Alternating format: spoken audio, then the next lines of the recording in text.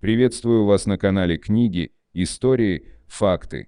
В этом видео я хочу рассказать 50 интересных фактов о подарках, которые будут вам полезны. Надеюсь, его просмотр будет вам не только интересен, но и полезен. Прошу вас подписаться, а также нажать на колокольчик и выбрать все уведомления, и при возможности помочь каналу, заглянув в описание этого видео, и поддержать любым удобным способом. А если это видео вам понравится, просим поставить лайк после просмотра.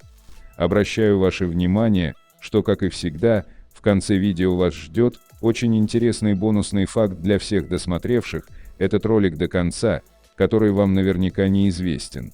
И помните, на канале Книги, Истории, Факты вы найдете самые интересные и правдивые факты на совершенно разные темы. Остерегайтесь подделок.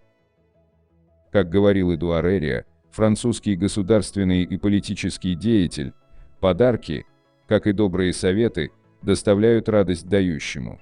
В этом видео мы расскажем о традиции дарения подарков, которая является популярной во всем мире. Вы услышите интересные факты о подарках в разных странах. Подарки являются прекрасным способом выражения своего отношения к получателю презента. Подарки преподносят не только при наличии повода, но иногда и просто так, если хочется сделать сюрприз. История появления подарков довольно интересная, поэтому с ней тоже стоит ознакомиться. Кроме этого, в данном видео мы расскажем множество интересных фактов о подарках, перечислим самые невероятные подарки в истории человечества, расскажем об особенностях новогодних подарков в разных странах, а также вы услышите о необычных подарках, которые лидеры стран и политики дарили друг другу. Мы убеждены, что, посмотрев это видео, вы не только услышите много нового о подарках, но и придумаете, что можно подарить близкому вам человеку в честь какого-нибудь важного события. 1. Дары богам в знак великого благоговения. Обычай преподносить дары, известный сегодня, появился еще во времена первобытно-общинного строя. Древние люди в различных частях света изначально были язычниками и поклонялись божествам. Со временем у каждого племени появились свои идолы для поклонения и жрецы. В те времена были традиции и обычаи, связанные с преподнесением подарков богам. Так люди выражали им свое благоговение. Это могли быть цветы, плоды, животные, а в отдельных племенах и люди. Зачастую во время подношения даров устраивали праздник с песнями и плясками. Это делалось для того, чтобы расположить в свою сторону и умилосердить божество, в которого веровало племя.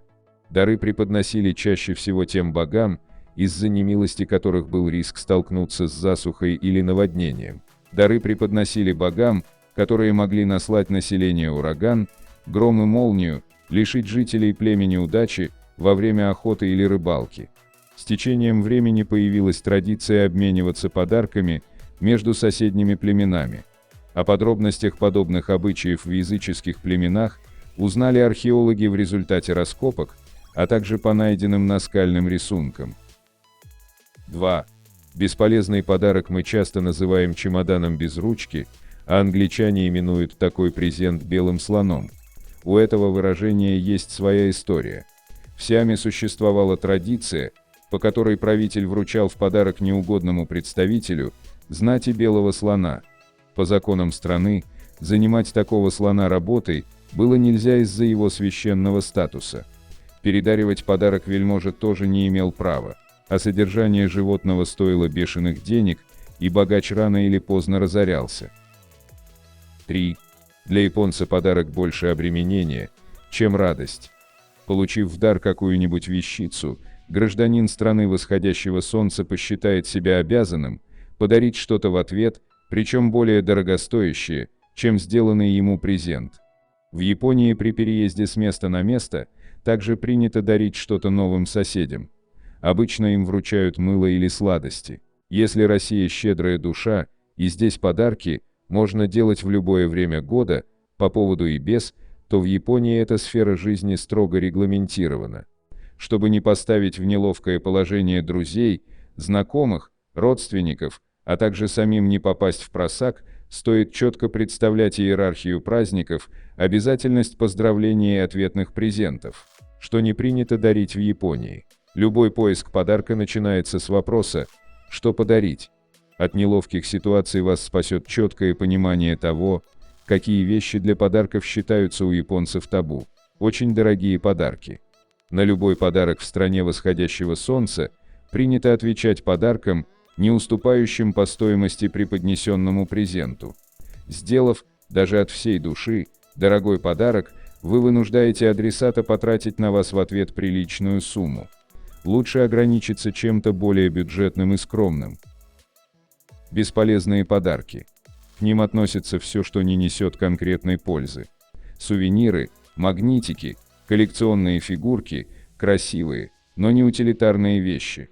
Японцы с большим удовольствием примут туалетное мыло, чай или кофе, мясо и фрукты, полотенца и другие простые вещи, чем фигурку из драгоценных металлов или интерьерный декор. Очень личные подарки. Если в России принято узнавать интересы и увлечения адресата, спрашивать о его хобби и вручать подарок, связанный с этими интересами, то в Японии личные подарки – признак дурного тона. Белые цветы. Белый цвет в Японии считается траурным, и цветы в этой гамме часто преподносят именно в честь траура, в дни поминовения и на похороны. В любое другое время белые цветы – не самый удачный выбор. Еще один признак дурного тона, который относится ко всем без исключения, поводам и подаркам любого типа, это отсутствие упаковки. Любой подарок, даже самый недорогой и незначительный, обязательно должен быть красиво упакован. Как зависит от повода дарения и адресата. Упаковка подарка в Японии. Подарком в Японии может стать даже палка какой-нибудь колбасы, обыкновенная дыня, простое туалетное мыло, специи, набор фруктов или полотенце. Главное, чтобы презент был красиво упакован. Культ упаковки развит не меньше, чем культ подарка. Для каждого события есть свои правила. В основном для упаковки используется дизайнерская бумага.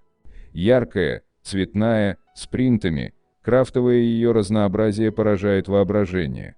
Как и у нас в каждом крупном супермаркете, присутствуют специальные отделы, торгующие упаковкой, только в разы больше. Кроме бумаги, обязательным атрибутом праздничной упаковки считаются бумажные шнуры мидзухики. Цвет этих шнуров, количество нитей, а также способ переплетения и обвязки зависят от повода и подарка. Если подарок очень значим, а повод значителен, то к бумажным шнурам добавляется особым образом сложенное бумажное украшение, которое закрепляется на упаковке. Этот элемент называется наси и символизирует пожелание счастья и долголетия. К упаковке относятся бережно и с уважением. Нельзя разрывать бумагу руками, желая быстрее добраться до содержимого. Подарок открывают аккуратно, стараясь сохранить упаковку. Нередко ее используют повторно, и в этом нет ничего зазорного. Кстати, подарки принято открывать только после ухода гостей. Когда в Японии принято дарить подарки? Праздников в Японии много, но не все они требуют преподнесения подарков. И наоборот, 2 раза в год в этой стране принято дарить подарки просто так, потому что наступает время. Когда и к чему быть готовым? Атюген – время, когда принято дарить подарки летом. Официальный повод – праздник поминовения предков, неофициальный – сделать приятное всем, кто проявляет о вас заботу. В этот период подарки готовят и компании, и частные лица, а зимний период дарения подарков или предновогодний период. Раньше подарки были подношением божествам, сейчас их принято дарить всем людям, с которыми вас связывает что-то значимое. Атесидама – это конверт с деньгами, который принято дарить детям на Новый год, кроме этого они получают только небольшой мешочек со сладостями. День Святого Валентина, рождение ребенка, дни рождения, поступление в школу, окончание школы, сдача вступительных экзаменов, совершеннолетие, свадьба, новоселье. Кроме радостных событий подарками отмечаются болезни и похороны. В первом случае дарить презенты для скорейшего выздоровления, во втором принято дарить деньги в конверте, это традиция, согласно которой семье возмещается цена за благовония, используемые во время ритуалов. Ответные подарки в Японии. Преподносить подарок в ответ на подарок – обязательное правило. Признак хорошего тона, если на О-Тюген и О-Сейба ответный подарок вы отправите как можно скорее. В большинстве случаев ответные подарки готовятся заранее. Например, всем гостям, которые приходят на свадьбу, вручают хикидемона, небольшие презенты в честь посещения мероприятия. Если вы навещали кого-то во время болезни, то после выздоровления вам пришлют кайкиевай в благодарность за заботу и внимание, а также как уведомление о том, что человек поправился. Утиевай подарки за подарки в честь рождения ребенка, каденгаеси благодарность за компенсацию на благовоние. Совершая поездку в Японию, не бойтесь совершить ошибку, нарушив этикет дарения подарков. Японцы очень снисходительно относятся к жителям других стран, которые ошибаются в сложных национальных ритуалах. 4. У эскимосов принято дарить презенты, сделанные изо льда. Так как температура воздуха все время низкая, храниться такие подарки будут очень долго. 5. В Персии традиционный презент для новобрачных на бракосочетание – это шахматы. 6. Прагматичнее всего к свадебным подаркам подходят в Австралии. Незадолго до торжества молодожены составляют список вещей, которые нужны для дома, а будущие гости знакомятся с ним и распределяют, кто что купит. Да, никакой интриги. Зато никто не испытывает неловкости за то, что подарил брачующимся пятую по счету кофеварку или тостер. 7. Самым тяжелым презентом является памятник статуи свободы. Это был подарок Франции от США. Какая достопримечательность первым делом вспоминается, когда речь идет о Соединенных Штатах Америки? Вне всяких сомнений, таким достоянием государства можно считать статую свободы, находящуюся в Нью-Йорке и известную во всем мире. Вначале следует сказать несколько слов об истории создания этого монументального шедевра. Статуя предназначалась в качестве подарка американцам от французов, олицетворяющего дружеские отношения между их странами, и 28 октября 1886 года ее создание было завершено. Впоследствии этот памятник архитектуры стал главным образом символизировать независимость и свободу народа Соединенных Штатов Америки. Над созданием монумента работал знаменитый скульптор Фредерик Бартольди. Всего Бартольди за свою жизнь создал 35 скульптур, которые разбросаны по всему миру. Она должна была быть закончена к 1876 году, а именно к столетию с момента принятия Декларации независимости США. Следует отметить, что во Франции были созданы лишь детали статуи, и только в Нью-Йорке она была окончательно завершена. Пьедестал под скульптуру также сделали мастера из США. Во время сооружения постамента очевидной оказалась нехватка денежных средств для ее строительства, и поэтому как во Франции, так и в США проводилась широкая кампания с целью накопления необходимой денежной суммы. В ходе проектирования статуи у архитектора Бартольди возникли трудности, и он попросил о помощи Александра Густава Эйфеля, автора Эйфелевой башни. В результате Эйфель создал для монумента опорную конструкцию, которая обеспечила равновесие и устойчивость монумента.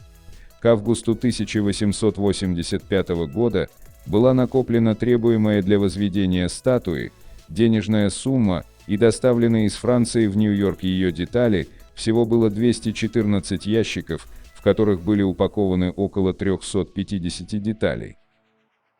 Монумент был воздвигнут 26 октября 1886 года. В Нью-Йорке провели церемонию открытия этого памятника. Следует сказать, что скульптура была установлена на 10 лет позже, чем планировали французы, не к столетию Декларации независимости, а к ее 110-летию. Статуя была установлена на острове Бедлоу, в Форте Вуд, на пьедестале в форме звезды. В 1984 году монумент был причислен к мировым памятникам архитектуры. Следует сказать несколько слов об особенностях статуи свободы. На короне закреплены 7 лучей, которые олицетворяют моря и континенты нашей планеты. Там же находится 25 окон, которые символизируют драгоценные камни Земли. В правой руке находится факел, В левой – табличка, на которой выбита дата утверждения Декларации независимости. Под ногой монумента лежат разбитые оковы. Статуя Свободы весит около 125 тонн, а высота скульптуры 93 метра. Статуя сделана из листов меди малой толщины, отлитых в формах из дерева. После этого листы ставились на специальный каркас, изготовленный из стали. Сегодня данный памятник архитектуры доступен для туристов, которые добираются до него на пароме. Кроме того, у людей, приехавших сюда на экскурсию, наверняка возникнет желание полюбоваться прекрасной панорамой гавани Нью-Йорка, открывающейся из короны статуи, а также посетить выставку, посвященную истории создания монумента. Статуя Свободы, несомненно, одна из главных достопримечательностей и памятников архитектуры Соединенных Штатов Америки, и каждому туристу, посетившему эту страну, стоит обязательно увидеть ее своими глазами и ощутить красоту и историческую значимость этой скульптуры. 8. Список вещей, полученных Сталиным на свое 70-летие, публиковали в печатных изданиях 1949-1953 годов. 2 декабря 1949 года выходит указ Президиума Верховного Совета СССР об образовании комитета в связи с 70-летием со дня рождения товарища Иосифа Виссарионовича Сталина. Это значит, что есть сигнал, скоро юбилей и день рождения у вождя народов СССР. Многие это и без указа хорошо знали и готовились заранее, чтобы от чистого сердца сделать подарок своими руками и отправить в Москву, в Кремль товарищу Сталину. Удивительно, но таких подарков было слишком много. Хотя всем известна безоговорочная аскетичность Сталина, есть информация, что после его ухода осталось лишь 5 курительных трубок, 4 фуражки и 4 шинели, тетради с записями и сберкнижка на 900 рублей. Так вот, он и не собирался принимать или уж тем более пользоваться в быту этими многочисленными подарками. Так сразу же был основан специальный музей, а точнее огромная выставка в Музее революции. Тогда выделили сразу 17 залов, и чего там только не было. Так, из Китая прислали нефритовые вазы династии Тан и многие другие антикварные предметы, символично, но даже был поднесен приветственный адрес от духовенства и мирян РПЦ, где была подпись патриарха Алексия I. В СССР к этому событию не выпускали практически ничего. Так, были выпущены впервые памятные марки, совсем немного монет и никаких банкнот, не было и других сувенирных предметов, лишь люди, сами советские люди, создавали своими руками удивительные вещи, которые отправляли в подарок вождю. Именно на эти интересные предметы я и хочу обратить ваше внимание, но прежде всего отмечу, что к 40-летию революции в 1957 году планировалось открыть отдельный музей подарков Сталину, но не сложилось по известным причинам. Новый руководитель по фамилии Хрущев попытался навсегда вычеркнуть это имя из истории. В итоге огромное количество подарков затерялось еще в годы СССР, после в 90-е и до наших дней дошла лишь малая их часть. Так в основном экспонаты хаотично разбросаны по музеям России. В особенности их много в Государственном Центральном музее современной истории России. Правда, по интернет-каталогу их там около 6000 штук, сильно меньше, чем должно было бы быть. К слову, цена и стоимость этих марок сегодня у коллекционеров в районе 9000 рублей. А что же монеты? Были 2 штуки. Так, Чехословацкая социалистическая республика выпускала много памятных монет из серебра.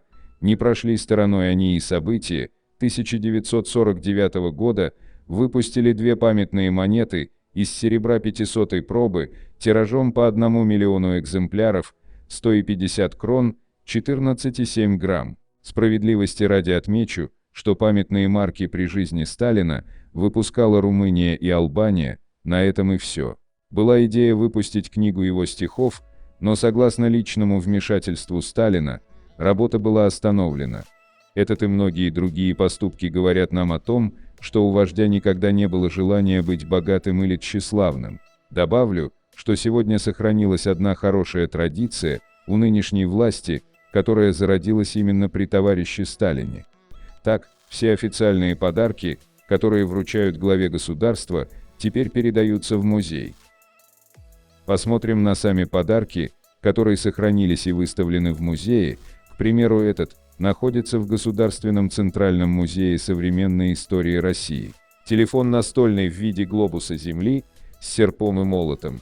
Изготовлен работниками авиамастерской номер 1, которая расположена в городе Лодзь, в подарок Иосифу Виссарионовичу Сталину к 70-летию со дня рождения. Портативный граммофон изготовлен на Коломенском заводе Грампластрест НКТП «Патефон».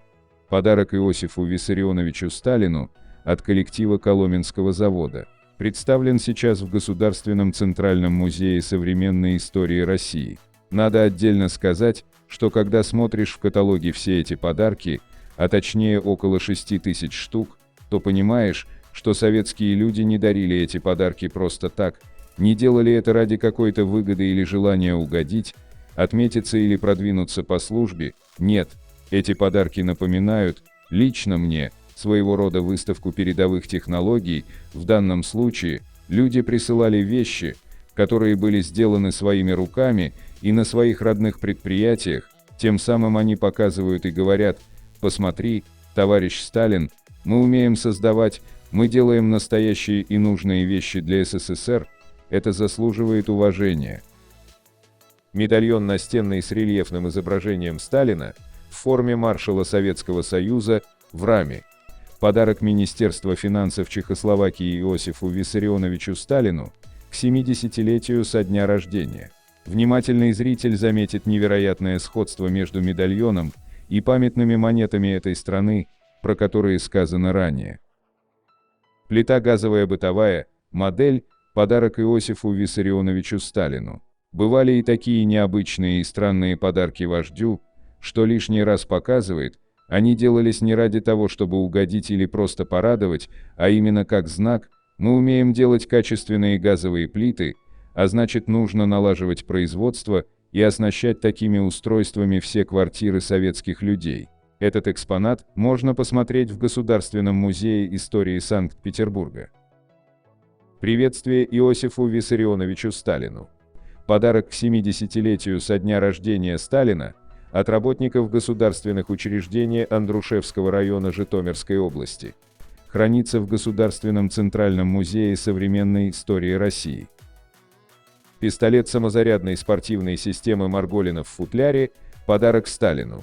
Длина 270 мм, толщина 40 мм, высота 130 мм, калибр 5,6 мм, длина футляра 370 мм, футляр имеет ширину 210 мм, толщина футляра 55 мм.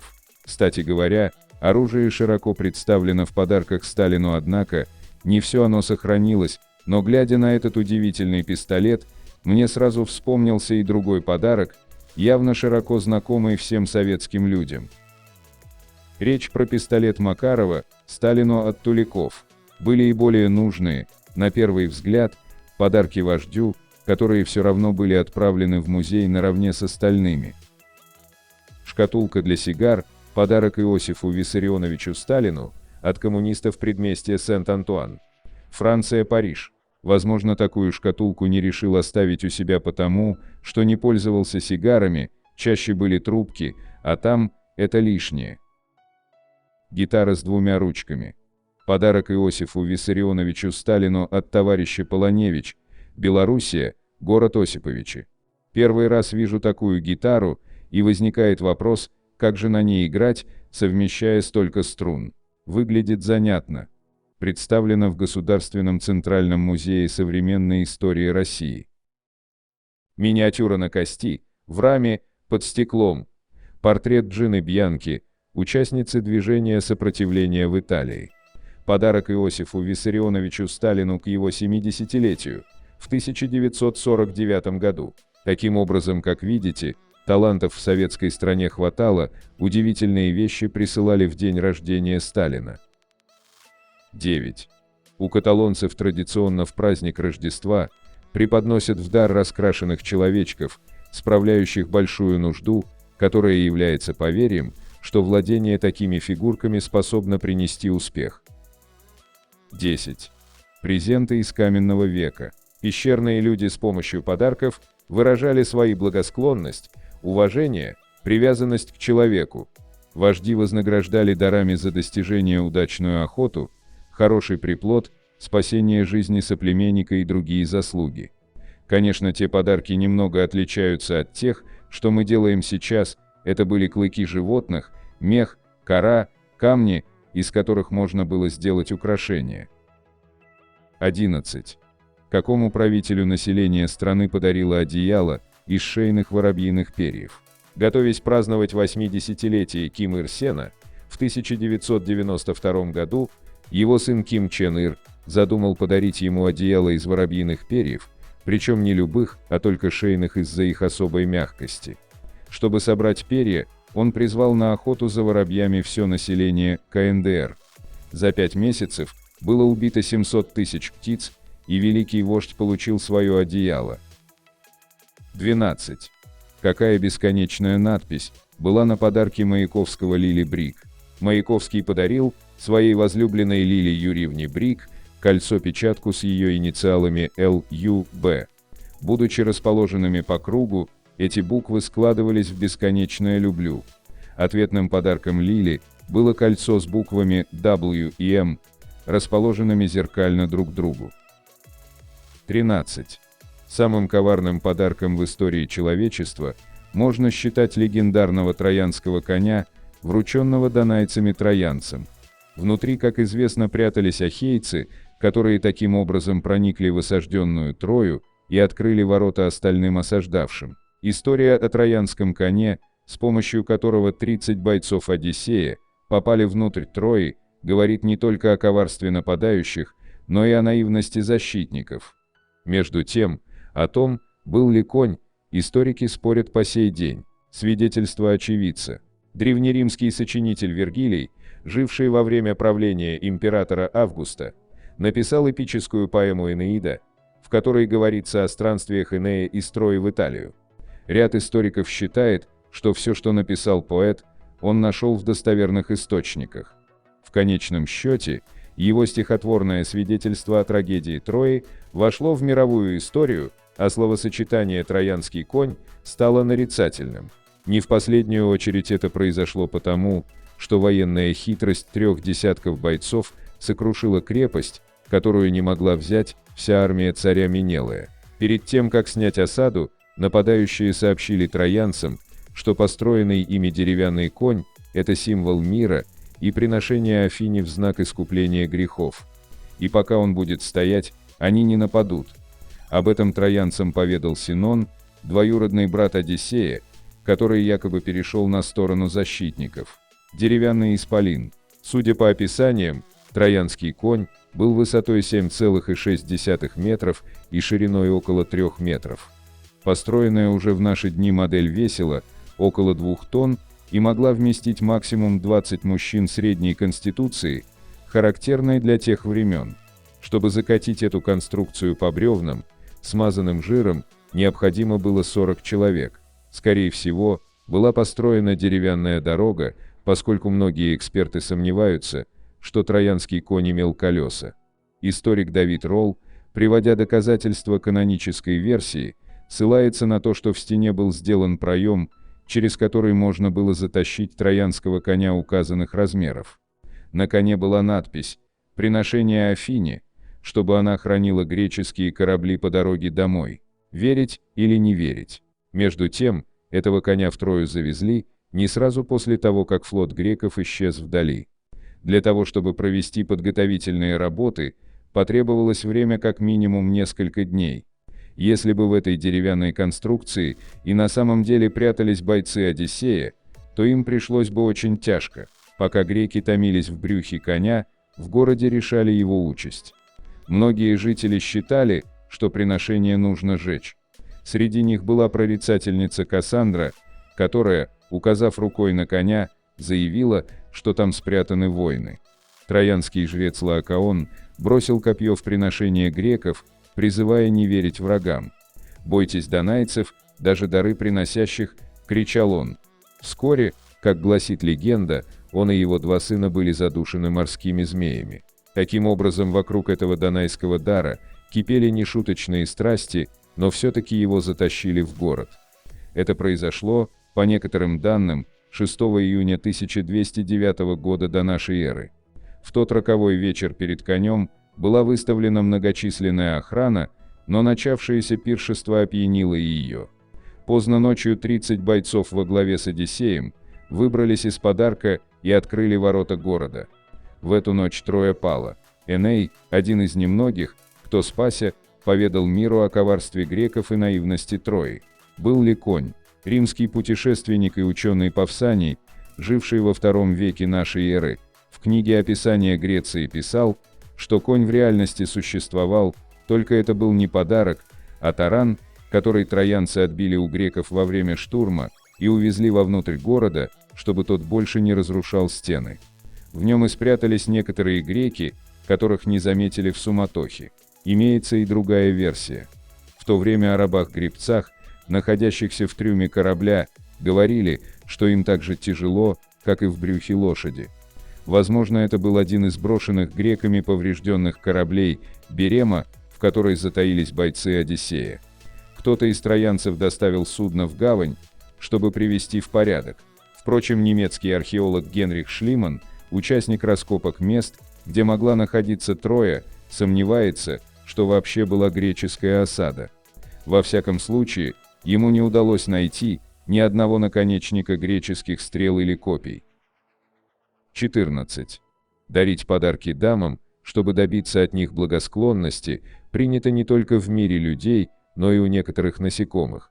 Например, у мух-толкунчиков. Выбрав самку, самец преподносит ей в качестве презента пойманную букашку, а пока она ею лакомится, под шумок делает свое дело. Толкунчики, живущие в Америке, даже заворачивают этот дар в подобие упаковки, шарик белого цвета. 15. Подарки, которыми обмениваются на свадьбу иранские молодожены, несопоставимы по ценности. Жених преподносит невесте так называемой магрии, обычно недвижимость, или сумму денег со многими нулями, а невеста в ответ ограничивается свадебным костюмом или перстнем. 16. Жители многих стран, вслед за 25 декабря католическим Рождеством, отмечают еще один праздник – День подарков. 26 декабря они встречаются с друзьями и близкими, чтобы порадовать их милыми, но приятными пустячками, например, красиво упакованными сладостями.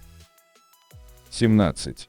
Одним из самых шикарных подарков в мировой истории стало соболиное манто, которое король Франции Людовик XIV вручил супруге. Длина королевской мантии составляла 1,5 километра, что равнялось расстоянию от постели королевы до ее любимой беседки в саду. 18. История подарка на Руси. На Руси было принято дарить подарки друг другу.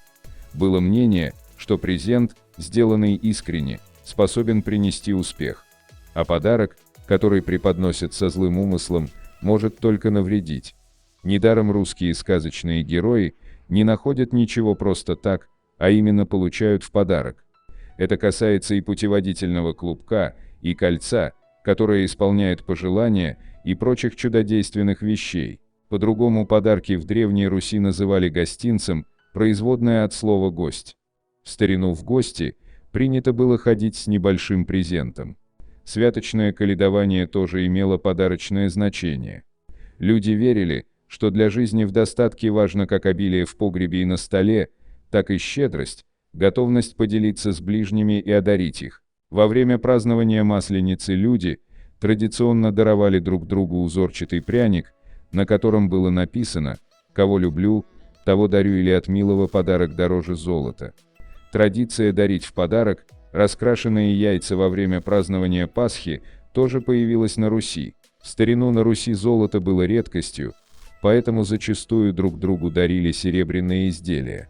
Ложечка при появлении первого зубика у младенца. Сервиз на бракосочетание. Слово «гостинец» переводится как предмет, приготовленный в дар гостям или для похода в гости. Для преподношения гостинцев повод не требовался. Причем ироничная фраза «лучший подарок тот, что сделан собственноручно» появилась на Руси еще в древности. У крестьян традиционным подарком для соседей и родственников был пирог или кулич, самотканая скатерть или одежда, а для ребенка тканевая кукла-оберег, шитая своими руками. Основное в культуре дарения на Руси – щедро одарить близких чем-то не слишком дорогим и одновременно необходимым, либо просто поделиться с ними. Если изучать историю подарков на Руси, можно заметить, что были определенные традиции по поводу преподношения даров на различные праздники. К примеру, новобрачным обычно на свадьбу дарили набор полотенец со скатертями, осторожно подшив их по краям, бахрома не приветствовалась. В день рождения запрещено было преподносить в дар имениннику ножи. 19. Рабовладельческий строй. А как обстояли дела с подарками за пределами Руси? Во времена рабовладельческого строя, помимо золотых и серебряных изделий, оружия, животных, тканей, вина, земельных наделов и поместий, в дар могли поднести даже человека. Покупка, продажа и подношение раба в качестве подарка было обычным делом.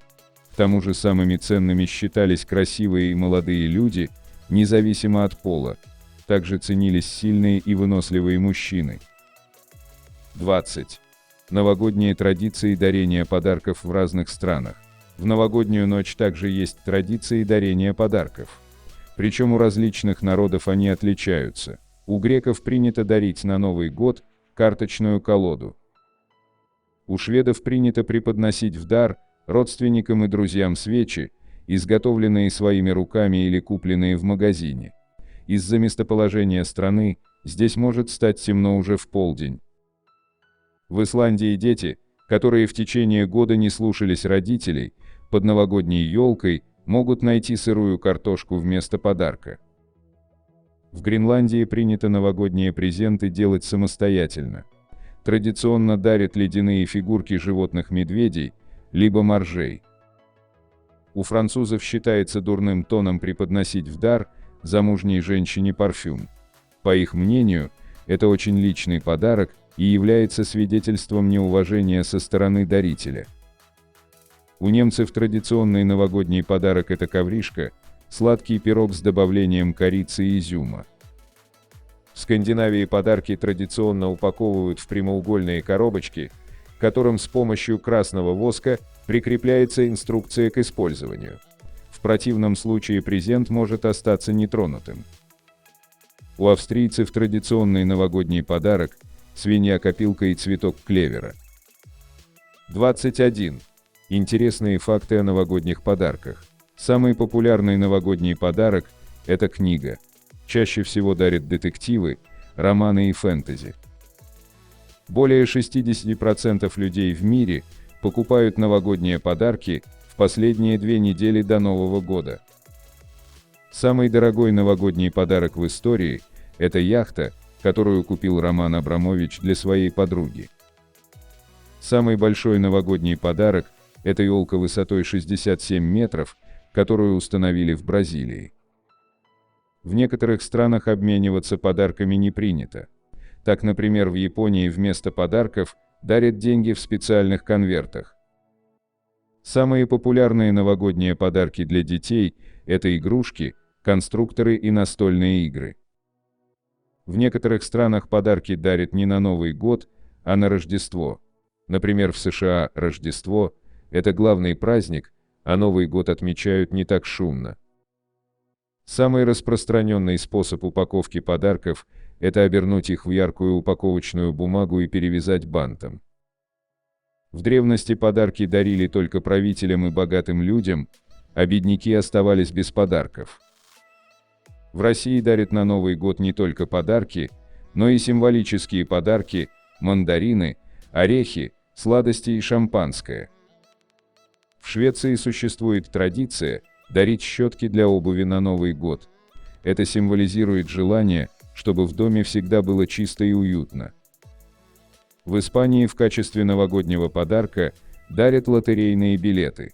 Это обусловлено тем, что национальная лотерея в Испании проводится в канун Рождества, а выигрыш в этой лотерее может достигать нескольких миллионов евро. В Шотландии вместо подарков на Новый год дарят гостям хлеб и соль, чтобы они всегда имели достаток и не знали голода. В Китае в качестве новогоднего подарка дарят красные конверты с деньгами. Это символизирует удачу и процветание. В Бразилии на Новый год дарят белое белье, которое символизирует чистоту и начало чего-то нового. В Чехии в качестве новогоднего подарка дарят свечи. Это связано с традицией украшать дом свечами и зажигать их в канун Нового года. В Аргентине традицией является дарить фигурки из полимерной глины, называемые муньекитос. Эти фигурки символизируют счастье и удачу. В России существует традиция дарить подарки Деду Морозу и Снегурочке. Обычно это делают дети, чтобы получить взамен сладости и маленькие подарки. 22. Царские презенты. У каждого царя была специальная камеральная служба, которая как раз и занималась выбором подарков. Во время правления царей была традиция дарить подарки правителям соседних стран, чтобы умилостивить их во избежание объявления войны и подчеркнуть свое отличие от других стран. Интересные царские подарки. Русский царь Иван Грозный во времена своего правления получил в дар от английской королевы живых львов, которых позже держали возле стен Кремля. Первого слона России подарил персидский шах в надежде расположить к себе правителя и вовлечь государство в вооруженные действия с османами. К несчастью, из-за неожиданной смерти погонщика животное прожило недолго, поскольку никому другому не было известно, чем питается слон. Монгольский хан вручил России чай, а ответным подарком стали шикарные соболя. Частый дар от восточных дипломатов – правителям других стран золотые рыбки.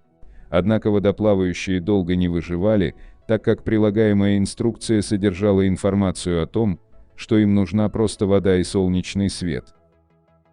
Неприятным казусом обернулся подарок европейского посла китайскому министру.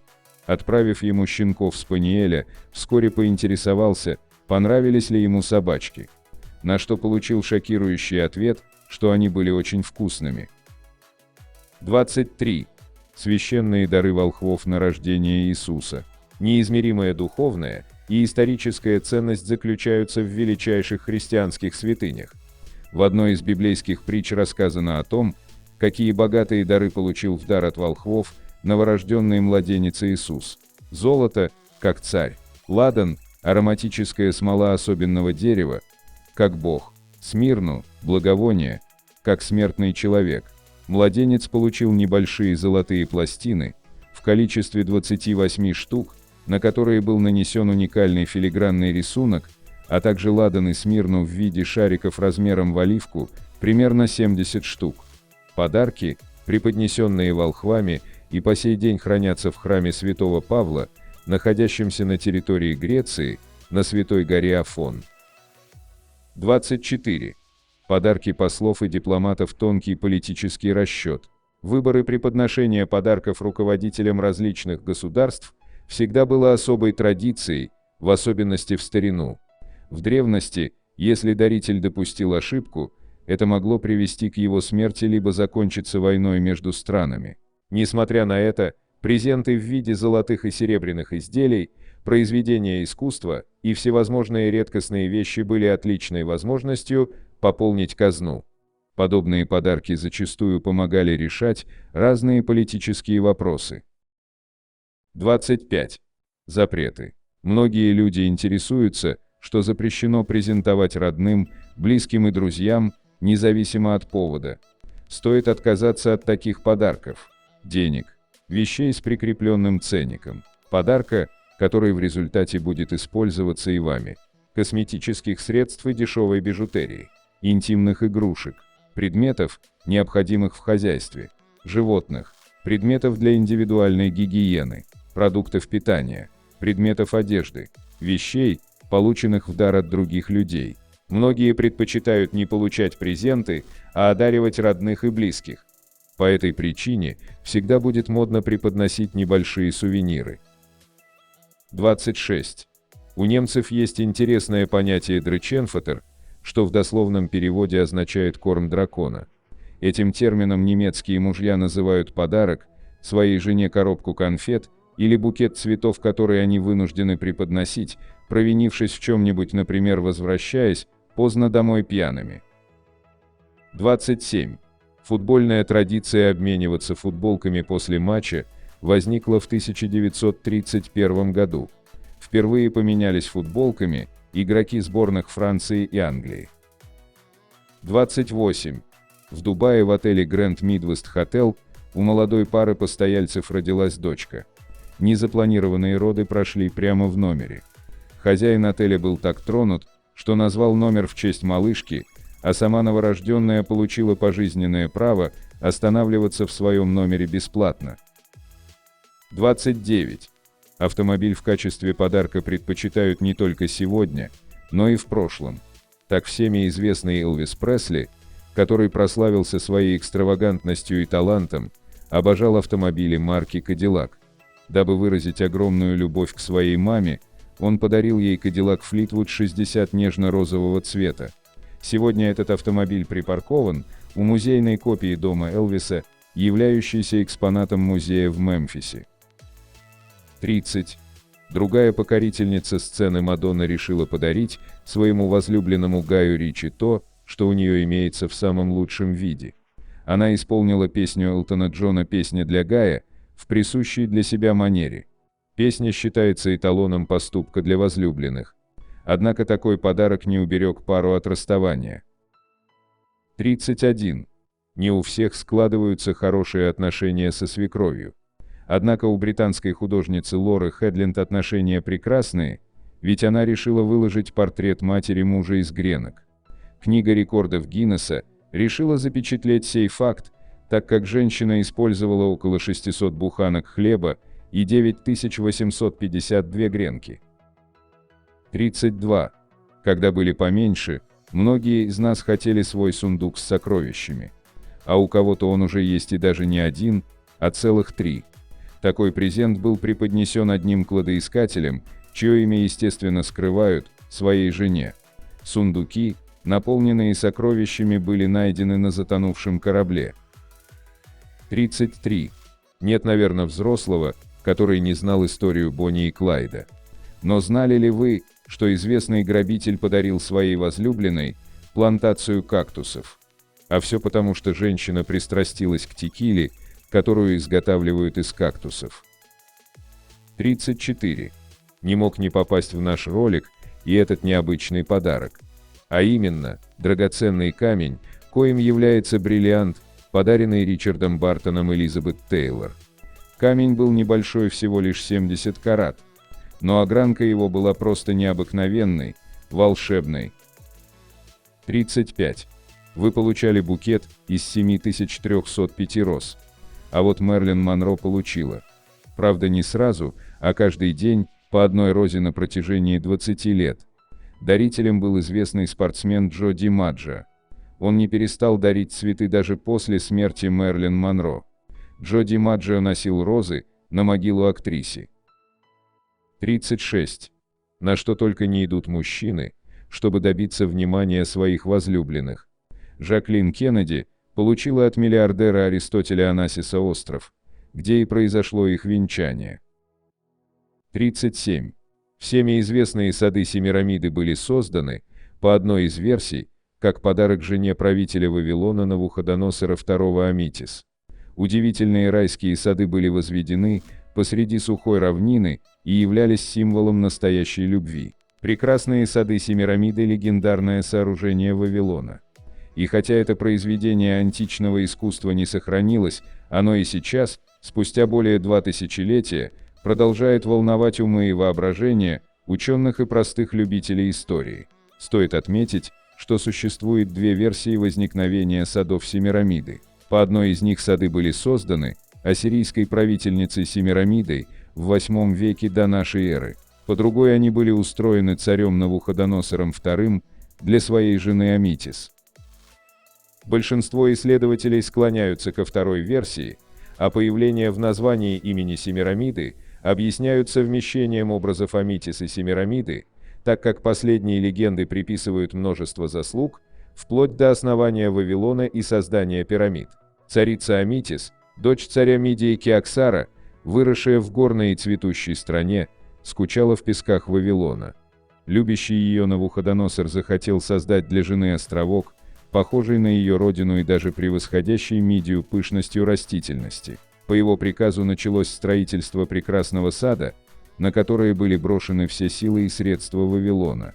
С VII века до нашей эры по I век нашей эры это был крупнейший, самый значительный и богатый город Древнего Востока. Сад был устроен из 4 ярусов, наподобие пирамиды. Возможно, эти этажи поддерживались монументальными колоннами и были полностью засажены. По другой версии, ярусы лежали друг на друге, внутри были технические помещения, а растения располагались по всем сторонам пирамиды, на выступах ярусов. Сложная система орошения поддерживала необходимые условия для роста деревьев и цветов, привезенных сюда со всего мира. Отовсюду для прекрасного сада доставлялись семена, саженцы и взрослые растения, специально помещенные в мокрые рогожи, чтобы не засохли в пути. Удивителен не столько парк среди пустыни, сколько продуманный механизм его жизнеобеспечения. Система орошения представляла собой сложный механизм. По 2 большим колесам передвигались ведра. Под нижним колесом был расположен нижний бассейн, откуда зачерпывалась вода. Затем по цепочке подъемников ведра поднимались на верхнее колесо, и там вода переливалась в верхний бассейн, откуда стекала ручейками и каналами по всем 4 ярусам. Для наполнения нижнего бассейна водой, скорее всего, использовались рабы. Сотни невольников днем и ночью передавали по цепочке воду из Евфрата в специальных мешках из кожи. Учитывая такое обильное орошение, возникает вопрос, из чего был сделан фундамент висячих садов. Ведь в Вавилоне для строительства использовался кирпич, смесь глины с соломой, обожженная на солнце. Такой кирпич предназначен только для засушливой местности. Собственного камня в Вавилоне не было. Историки предполагают, что камень был доставлен для фундамента висячих садов из другой местности. При археологических раскопках в 1989 году Роберт Кольдивей обнаружил в южной части цитадели развалины в виде ярусов с арочными сводами из каменных плит. Так как камень в Вавилоне использовался только в 2 местах в северной части цитадели, и по свидетельству греческого историка Диодоруса, в фундаменте висячих садов, то можно считать, что висячие сады Семирамиды найдены. Сегодня туристам показывают руины Вавилона, лежащие на территории современного Ирака в 90 километрах от Багдада. Среди них и развалины легендарных садов. По обнаруженным частям постройки был реконструирован их вид.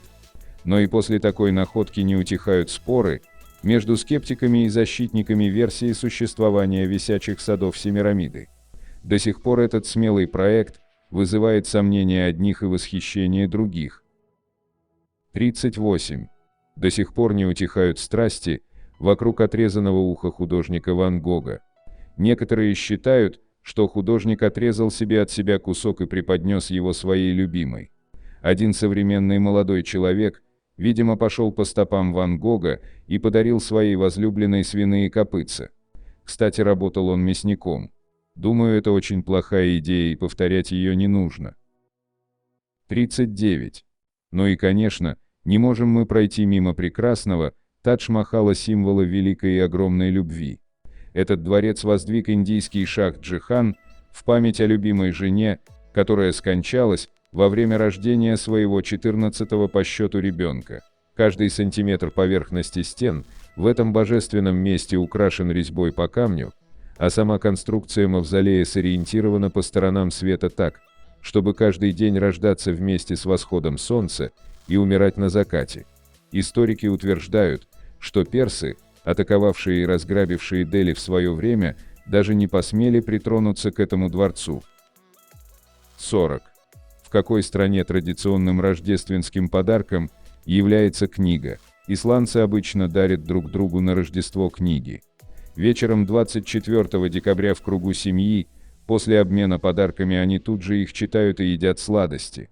Отчасти благодаря этой традиции Исландия, по некоторым оценкам в настоящий момент, является одной из самых читающих стран в мире. При этом очень много книг издается именно на родном языке. По оценкам, каждый 10-й исландец в течение жизни публикует собственную книгу. 41. Почему суммы денежных подарков у евреев часто кратны 18? Еврейское слово «хай», что переводится как «жизнь», «живой», помимо употребления в прямом значении встречается как символ во многих религиозных и мистических текстах. Согласно принципу гематрии, сумма числовых значений букв этого слова равна 18. Это число тоже символично в еврейской культуре, например, их денежные подарки часто кратны именно 18, 36, 54 и так далее. 42. Откуда взялось выражение «остаться с носом»? Выражение «остаться с носом» означает уйти, не договорившись. Есть две близкие версии его происхождения. Согласно первой, под носом имеется в виду подарок жениха родителям невесты. Если те отказывали, то невеста жениху не доставалась, и он оставался со своим носом. Согласно другой версии, носом называлась взятка, и если адресат подношения не принимал его, оставшийся с носом человек уходил с нерешенным делом. 43. Почему персы решили подарить России алмаз-шах? Александр Грибоедов был не только поэтом, но и дипломатом. В 1829 году он погиб в Персии от рук религиозных фанатиков, разгромивших русскую дипломатическую миссию.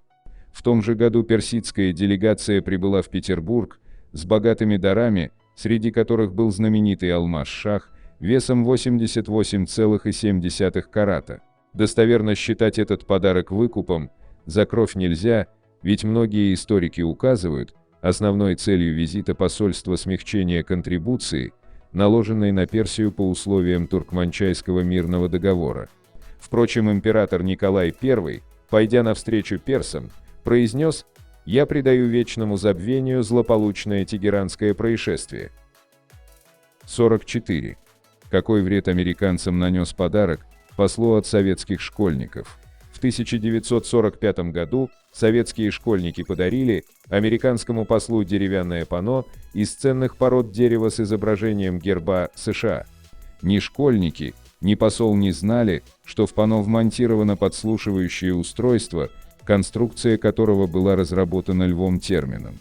Жучок был так удачно спрятан, что американские спецслужбы ничего не заметили, а советские разведчики еще 8 лет прослушивали разговоры в рабочем кабинете посла. После обнаружения устройства было представлено в ООН в качестве доказательства разведывательной деятельности СССР, однако принцип его действия еще несколько лет оставался неразгаданным. 45. Каким корейцам предписано 14 апреля идти в ресторан и есть черную лапшу? В Японии и Южной Корее празднование 14 февраля отличается от обычаев в западных странах. В этот день только женщины делают подарки мужчинам и в подавляющем большинстве случаев дарят шоколад. В 1980-х годах Ассоциация кондитеров Японии успешно запустила новый праздник 14 марта, так называемый «Белый день», когда ответные подарки ожидаются от мужчин, причем они должны быть более ценными, чем полученные месяц назад. В дополнение к этим датам корейцы придумали черный день 14 апреля, когда и мужчины, и женщины, не получившие подарки, идут в ресторан и едят черную лапшу в знак траура по своему одиночеству. 46. У какого народа статус племени определялся количеством раздаренного имущества? У североамериканских индейцев, живших на Тихоокеанском побережье, были распространены специальные праздники под названием потлач. Их устраивали вожди племен, приглашая в гости родственников и другие племена. В ходе потлача, наряду с музыкой и танцами, практиковалось дарение имущества клана гостям, а иногда и просто его уничтожение. Именно тем, сколько разных вещей раздарено, а не количеством накопленного, определялся статус семьи и уважение других семей. Потлач был запрещен канадскими властями в конце XIX века, как расточительный и непродуктивный обычай, противоречащий цивилизованной жизни. 47. Какой фрукт стал культовым в Китае во время правления Мао Цзэдуна? В 1968 году Китай посетил министр иностранных дел Пакистана и подарил Мао Цзэдуну коробку манго. Мао отправил ее рабочим, которые были призваны в университет Цинхуа, усмирить вражду между двумя группировками хунвейбинов. Рабочие раньше никогда не видели манго и сочли подарок вождя чуть ли не священным. Фрукты разошлись по фабрикам и тщательно сохранялись нетронутыми, а на одном заводе начавшие подгнивать манго сварили в большом количестве воды и дали попробовать эту похлебку каждому сотруднику. На многие годы в Китае воцарился настоящий культ манго, прочно связываемый с личностью Мао. В магазинах продавались пластиковые копии фрукта, на парадах колонны носили его гигантские реплики, а изображение фрукта присутствовало на большом числе бытовых предметов и повседневных товаров. 48. Что предпочитали дарить в древние времена? Во времена расцвета Вавилона и Шумера принято было преподносить в дар золотые украшения. В Древней Греции популярностью пользовались рукописи, изделия из золота, породистые лошади, вино и ткани, например, египетская ткань висон. Как ни парадоксально сейчас это звучит, но в Древнем Египте дорогим подарком считался хлеб. Как в Древней Греции, так и в Риме зачастую дарили рабов, здоровых и красивых юношей и девушек, захваченных в плен во время военных походов. В средние века в странах, исповедующих ислам, лучшими подарками считались скакуны, рабыни, благовония, ткани и прочее. Среди мужчин особой популярностью пользовалась военная сбруя. В Средневековье в странах, где проповедовалось христианство, тоже любили получать и дарить подарки. И церковь этого не запрещала. Востребованными и типичными подарками этого времени являются ювелирные украшения, земельные участки и целые поместья со слугами вместе. Естественно, что такие подарки преподносились правителями за многолетнюю верную службу своих подчиненных. 49.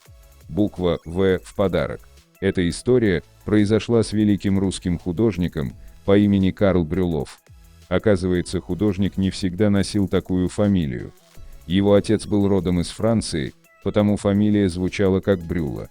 Заслуги и самого отца, и Карла, и его брата были настолько велики, что император издал специальный указ, по которому в фамилии художника появилась буква «В» на конце. Так художник стал не только русским по духу, но и по фамилии. 50. А в этом завершающем пункте предлагаем узнать о нескольких необычных подарках, которые лидеры стран и политики дарили друг другу. Владимиру Владимировичу Путину неизвестный подарил уссурийского тигренка. В октябре 2008 года Владимир Путин пригласил журналистов в резиденцию Новоогарева, чтобы поделиться неожиданной радостью, не связанной с экономикой. Вернувшись домой около часа ночи, где его уже дожидались журналисты, он попросил не шуметь, не кричать и, главное, не визжать, и подвел к закрытой двери. За ней в углу комнаты в корзинке оказалась двухмесячная уссурийская тигрица, подаренная Путину на день рождения. От кого такой экзотический подарок, президент не признался, но пообещал пристроить тигрицу в хороший зоопарк. Сейчас Маша, как назвали хищницу, живет в сафари-парке в Геленджике.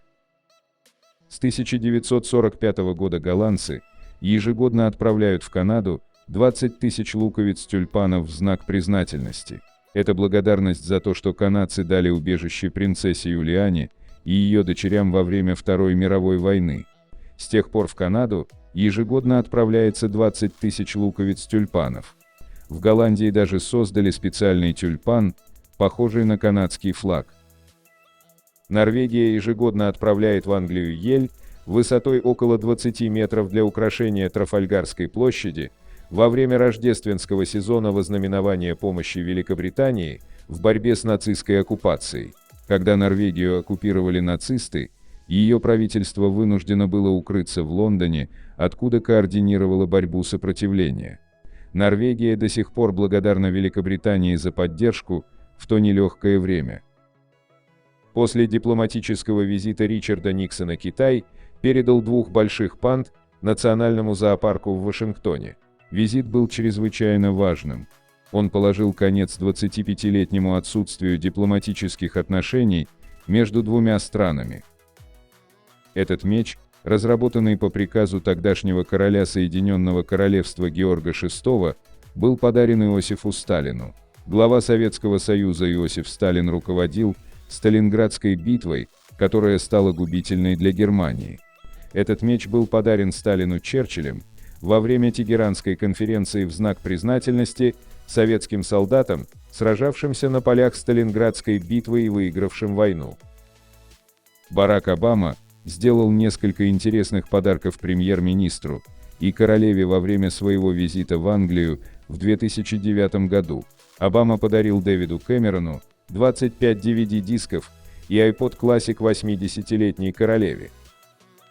В 2010 году племя, живущее на острове Тана в южной части Тихого океана и поклоняющееся принцу Филиппу как богу, подарило венценосной особе местный футляр для мужского органа. Однако неизвестно, стал ли этот атрибут частью одежды принца. В 1826 году жираф по имени Зарафа был подарен Карлу X, османскому губернатору Египта, чтобы убедить французов перестать поддерживать греков, восставших против султана. Жираф произвел во Франции настоящий фурор. Прожил он там 18 лет. Хотя это не имеет никакого политического подтекста, винный холодильник в форме кузнечика, подаренный королеве Англии президентом Франции Помпиду, как ни странно, находится в списке необычных подарков. Винный холодильник длиной 1,8 метра в форме гигантского кузнечика в качестве подарка. Почему бы и нет? В 2013 году верблюд, подаренный президенту Франции Франсуа Оланду в знак благодарности за освобождение Мали от исламистов, был съеден семьей, которая ранее взяла над животным опеку. Власти Мали сообщили, что Франции будет отправлен новый верблюд, и на этот раз он будет отправлен прямо в Париж. Когда королева Англии посетила Фиджи в 1977 году, местные повара подготовили традиционную церемонию. Они подарили королеве Англии самое ценное достояние фиджийского правления – китовый зуб.